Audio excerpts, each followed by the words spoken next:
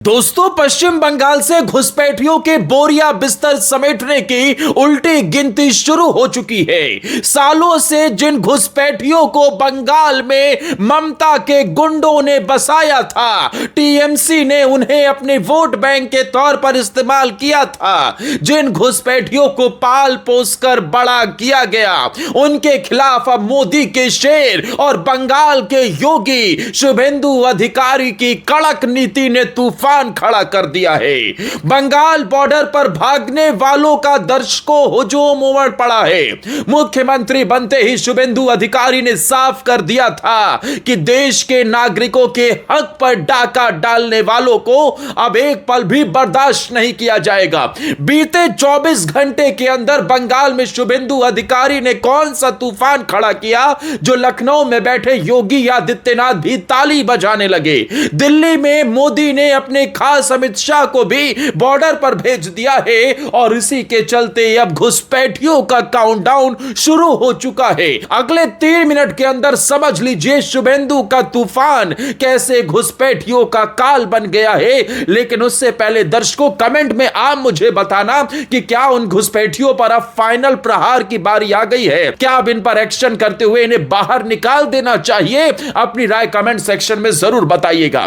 दर्शकों, शुभेंदु अधिकारी ने सीधे तौर पर 3D मॉडल लॉन्च कर दिया है और उनकी 3D नीति का डंका बज रहा है। वो 3D नीति क्या है वो भी आपको समझाते हैं दर्शकों। लेकिन यह खबर सिर्फ पश्चिम बंगाल की राजनीति तक सीमित नहीं है, बल्कि यह भारत की आंतरिक सुरक्षा, सीमा सुरक्षा और आने वाले समय की राजनीति का सबसे बड़ा टर्निंग पॉइंट साबित हो सकती है। दर्शकों, वर्षों से इस देश में एक मुद्दा लगातार उठता रहा, लेकिन हर बार उसे दबाने की कोशिश हुई।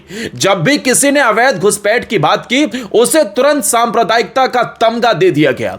जब भी किसी ने सीमा सुरक्षा की चिंता जताई, उसे राजनीति कहकर खारिज कर दिया गया। लेकिन अब दर्शकों, हालात बदल चुके हैं। पश्चिम बंगाल से जो तस्वीरें सामने आ रही हैं, उन्होंने पूरे देश को हिलाकर रख दिया है। बॉर्डर इलाकों में भगदड़ जैसे हालात हैं। संदिग्ध बांग्लादेशी घुसपैठियों के बीच डर का माहौल है और कहा जा रहा है कि मालदा, मुर्शिदाबाद और उत्तर 24 परगना जैसे जिलों में लोग खुद ही वापस लौटने की कोशिश कर रहे हैं। वजह क्या है? वजह है पीएम मोदी का सख्त विजन और शुभेंदु अधिकारी की कड़क 3D नीति, यानी कि डिटेक्ट, डिलीट और डिपोर्ट, यानी पहचान करो, दस्तावेज हटाओ और फिर सीधे डिपोर्ट करो। दोस्तों, यह सिर्फ 3 शब्द नहीं है, बल्कि वो रणनीति है जिसने वर्षों से चल रहे पूरे नेटवर्क की नींव हिला दी है। और जब से बंगाल में दर्शकों यह कार्रवाई शुरू हुई है, बंगाल के अंदर ममता बनर्जी, अभिषेक बनर्जी की रातों की नींद उड़ गई है। उन्हें समझ नहीं आ रहा है कि बंगाल में यह कौन सा शेर आ गया जो उनके घुसपैठियों को, उनके पाले पोसे बांग्लादेशियों को जो बंगाल में बसाया गया, उनके ऊपर सिर्फ गिरबान पर हाथ नहीं डाल रहा, उनकी कॉलर पकड़कर उन्हें उखाड़कर उठाकर बांग्लादेश वापस भेज दे रहा है। यह ताकत होती है दर्शकों। आपको याद होगा कि मोदी ने 2014 में सत्ता में आने के बाद पहली बार राष्ट्रीय सुरक्षा को चुनावी भाषणों से निकालकर सरकार की प्राथमिकता बनाया। चाहे सर्जिकल स्ट्राइक हो, चाहे एयर स्ट्राइक हो, चाहे सीमा पर फेंसिंग मजबूत करने का फैसला हो या फिर सीए और एनआरसी जैसे मुद्दे, मोदी सरकार लगातार एक बात दोहराती रही कि भारत की नागरिकता कोई मजाक नहीं है और देश की सीमाओं पर समझौता नहीं किया जाएगा। लेकिन बंगाल में ममता मानने को तैयार नहीं थी। अभिषेक बनर्जी के पाले पोसे टीएमसी के गुंडे तब भी अपने धंधे के लिए, कटमनी के लिए बांग्लादेशियों को भारत की सीमा के अंदर घुसा रहे थे और अवैध तरीके से बंगाल में बसा रहे थे। दर्शकों, वर्षों तक वोट बैंक की राजनीति के कारण अवैध घुसपैठ पर खुलकर कार्रवाई नहीं हो पाई। कई सुरक्षा एजेंसियों की रिपोर्टों में बार बार कहा गया कि भारत बांग्लादेश सीमा का सबसे संवेदनशील हिस्सा पश्चिम बंगाल है।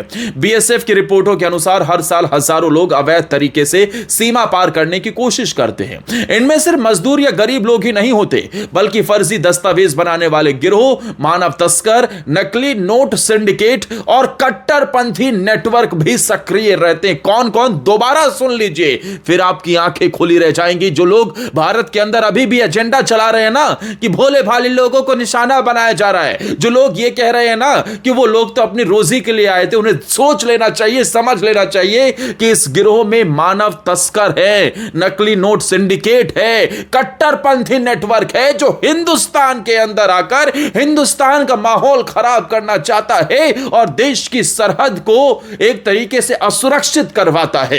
लेकिन राजनीति के कारण इस पूरे मुद्दे को सालों तक दबा कर रखा गया। दोस्तों, आपको यह जानकर हैरानी होगी कि बंगाल के कई जिलों में जनसंख्या का संतुलन तेजी से बदला है।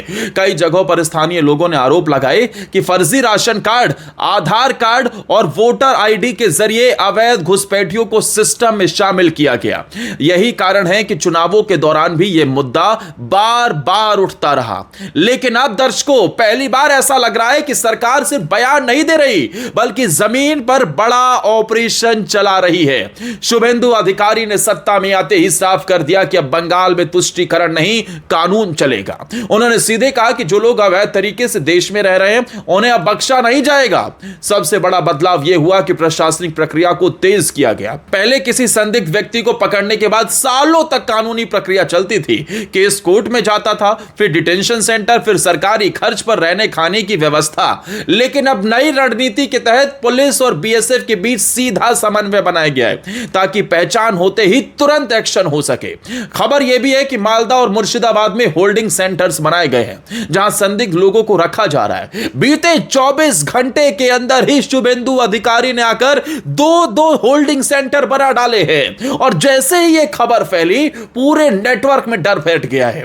बॉर्डर इलाकों में अचानक हलचल बढ़ गई। कई रिपोर्ट में दावा किया गया कि कुछ लोग खुद ही वापस लौटने की कोशिश कर रहे हैं क्योंकि उन्हें डर है कि अब अगर पकड़े गए तो सीधे डिपोर्ट कर दिए जाएंगे।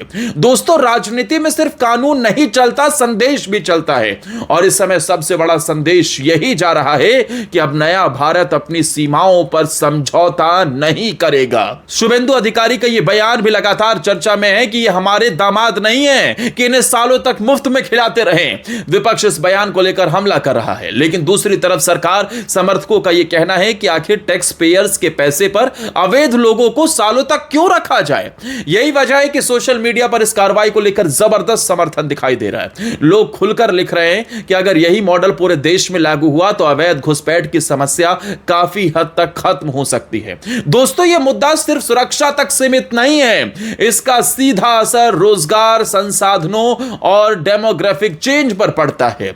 जब बड़ी संख्या में अवैध लोग किसी इलाके में बसते हैं तो सबसे पहला असर स्थानीय गरीबों पर पड़ता है। मजदूरी दरें गिरती हैं, छोटे कामों में कंपटीशन बढ़ जाता है और सरकारी योजनाओं का बोझ बढ़ जाता है। कई इलाकों में स्थानीय लोगों ने आरोप लगाए कि उनके हिस्से का राशन और सुविधाएं तक प्रभावित हो रही हैं। यानी कि सरकार देती है मन्नू के नाम पर और वहां पर हकीम आकर बांग्लादेश से मन्नू का राशन खा जा रहा है। यही कारण है कि बंगाल के सीमावर्ती इलाकों में यह मुद्दा भावनात्मक बन चुका है। अब अगर सरकार इस पर सख्ती दिखा रही है तो उसका राजनीतिक असर भी बहुत बड़ा है। दर्शकों, आपको याद होगा कि असम में एनआरसी लागू होने के दौरान पूरे देश में बड़ी बहस छिड़ी थी। तब भी मोदी सरकार ने कहा था कि देश में घुसपैठियों और शरणार्थियों के बीच फर्क समझना जरूरी है। सीएए को लेकर भी भारी विवाद हुआ, लेकिन सरकार अपने रुख पर कायम रही। अब बंगाल में जो हो रहा है उसे उसी नीति का अगला चरण माना जा रहा है। फर्क सिर्फ इतना है कि इस बार कार्रवाई ज्यादा तेज और ज्यादा आक्रामक दिखाई दे रही है और यही कारण है कि विरोधी दलों में बेचैनी बढ़ गई है, क्योंकि अगर यह मॉडल सफल रहा तो आने वाले समय में यह राष्ट्रीय मुद्दा बन जाएगा। दर्शकों, इतिहास गवाह है कि जब भी किसी देश ने अपनी सीमाओं को हल्के में लिया उसे भारी कीमत चुकानी पड़ी। यूरोप आज अवैध प्रवास की समस्या से जूझ रहा है। अमेरिका में सीमा सुरक्षा सबसे बड़ा चुनावी मुद्दा बन चुका है। भारत जैसे विशाल देश के लिए यह चुनौती और भी बड़ी है, क्योंकि यहां सिर्फ आर्थिक नहीं बल्कि सुरक्षा और जनसांख्यिकी का सवाल भी जुड़ा हुआ है। लेकिन अब पहली बार ऐसा लग रहा है कि सरकार इस चुनौती से सीधी लड़ाई लड़ने के मूड में है। बंगाल में शुरू हुआ यह 3D ऑपरेशन सिर्फ एक कार्रवाई भर नहीं है बल्कि एक बड़ा मैसेज पूरी दुनिया के लिए है। कि अब भारत कानून के सामने किसी को विशेष छूट नहीं देगा, चाहे वो कितना बड़ा वोट बैंक क्यों ना हो। और दर्शकों, यही वजह है कि आज मोदी और शुभेंदु की जोड़ी को लेकर समर्थकों में जबरदस्त उत्साह दिखाई दे रहा है। लोग कह रहे हैं कि सालों बाद किसी सरकार ने वो हिम्मत दिखाई है जिसकी चर्चा तो सब करते थे लेकिन कदम कोई नहीं उठाता था। और ममता तो उन्हें पाल पोस कर बैठी थी। ममता ने तो उन्हें अपना वोटर समझ लिया था। ममता तो उन्हें घर जमाई बनाकर भारत के अंदर लाकर उन्हें रोटियां खिला रही थी। लेकिन दर्शकों, अब समय बदल चुका है। शुभेंदु का ऐसा तूफान बंगाल देख रहा है जिसकी चर्चा पूरे देश में होने लगी। और उत्तर प्रदेश में योगी आदित्यनाथ का पहनाया हुआ गमछा यह बता रहा है कि अब उसी मॉडल पर बंगाल भी चल पड़ा है। योगी आदित्यनाथ का शुभेंदु अधिकारी को दिया हुआ आशीर्वाद यह बता रहा है कि जैसे योगी ने यूपी के अंदर लॉ एंड ऑर्डर को नंबर 1 बना दिया, वैसे ही कानून से बंगाल में समझौता हुआ तो उल्टा टांग कर सीधा कर दिया जाएगा। दर्शकों, आने वाले समय में भारत की राजनीति का पूरा नैरेटिव बदल सकता है, क्योंकि जब देश की सीमाएं सुरक्षित होती हैं तभी देश का भविष्य सुरक्षित होता है। और आज पश्चिम बंगाल से जो आवाज उठ रही है वो सिर्फ एक राज्य की आवाज नहीं है, बल्कि उस नए भारत की दहाड़ है जो अपनी सीमाओं की रक्षा करना भी जानता है और देश के खिलाफ चल रहे हर अवैध नेटवर्क को खत्म करना भी जानता है। दर्शकों, शुभेंदु अधिकारी के इस कदम पर आप क्या कहेंगे? क्या आप भी मानते हैं कि अवैध घुसपैठियों के ऊपर हो रही यह कार्रवाई बिल्कुल ठीक है? तो कमेंट में भारत माता की जय लिख देना। इस वीडियो को ज्यादा से ज्यादा शेयर करना और हमारे चैनल को फॉलो और सब्सक्राइब भी कर लेना। जय हिंद, वंदे मातरम।